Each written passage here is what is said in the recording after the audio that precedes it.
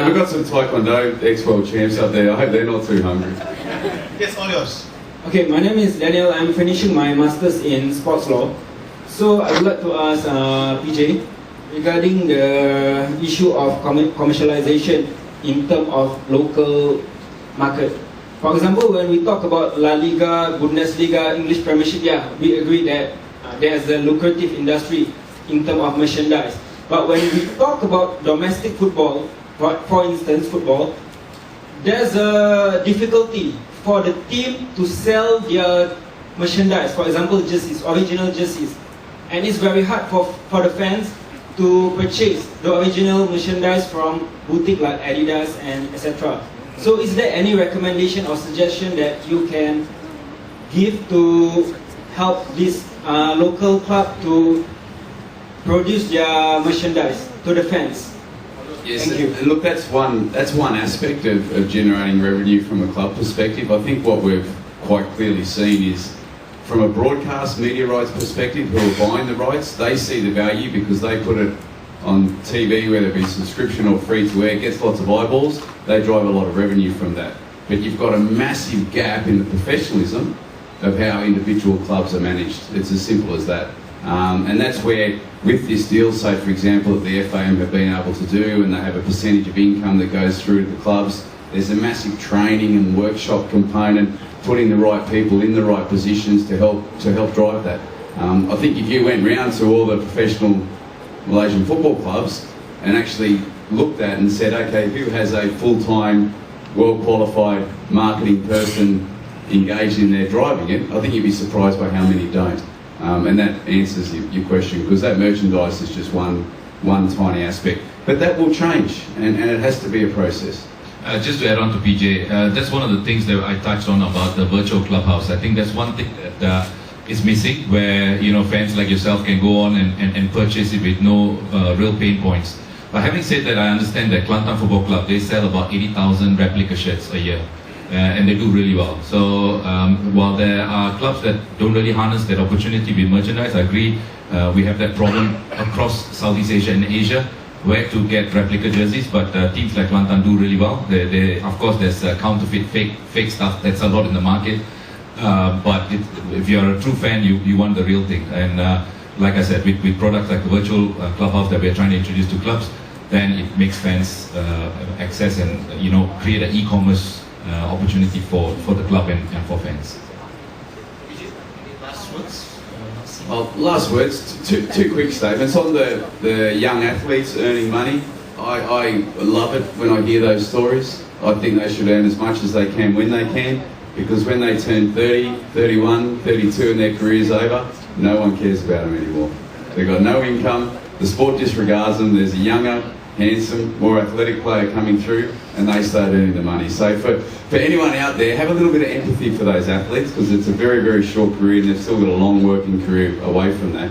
I think on the commercialisation of sport, Southeast Asia is such an exciting environment to be in.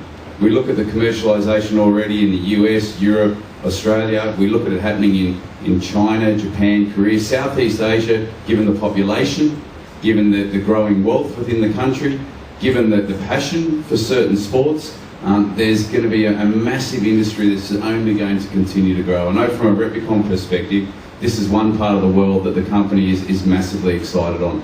So obviously through that is going to create enormous opportunities, obviously in the whole sports law space as well. So again, I applaud you all for coming along, and I appreciate you listening to us dribble on a little bit. Thank you for listening, and I actually agree very much with what PJ is saying. Definitely we are in exciting time. Even for badminton, we are really at a time where we are going through some kind of evolution now. Events are getting bigger, there are more players. Last time just used to be just few countries, but today more countries are playing badminton. So it's indeed an exciting time. But in BN, I would like to give this analogy. Commercialization to us is something like the medicine. When you take medicine, it's supposed to heal you. But of course, the medicine also has some side effects. Okay? But because the good effects override the bad effects, we have to take the medicine. So in sport commercialization, there are many advantages, and we have to embrace it and make it exciting. Right? So that's how we look at it in BM. Yeah, okay, in summary, I'll keep it really short, especially to make it very relevant for you guys. Please look at how we can collectively, as people in the industry, can actually elevate the industry from a legal perspective, or we sit on the other side, a commercial perspective. We need to work hand in to elevate our industry so that the juniors, I mean the people coming through the ranks, today we have a serious shortage of sports marketing practitioners because this is a space that nobody really understands. I struggle to hire people, and we do a lot of training in trying to get people up to a level where they understand the sports business side. So I think it's only right that I finish off this speech by saying that let's all collaborate together to ensure that the industry moves together with times. We need to be embracing technology, we need to be embracing what the trends are. So hopefully you find what we were talking about interesting, and you can go back and apply in your own field. Thank you. Thank you very much. The good thing about lunch is that you can actually still ask them questions during lunch. I will say this two things. Number one is that, to me, the most exciting thing about this topic is listening how the three of them think out of the box. You look at what Sasi tried to do, solar panel on top of a stadium. Who thought of that? And you look at the way PJ's company get data and advise people on what to do. These are all people who think out of the box. Look at how Kenny squeezed something out from a team racket and a shuttlecock, and it made into a big money-making, not profit, but to serve the players. So if you, as a lawyer, especially those who are lawyers, this is how we must think as a lawyer. How can we serve people like that, like Pam? And among us, actually, there are some sponsors. FNN was here earlier. They sponsor a lot of players. So they came to listen on what we can do for them.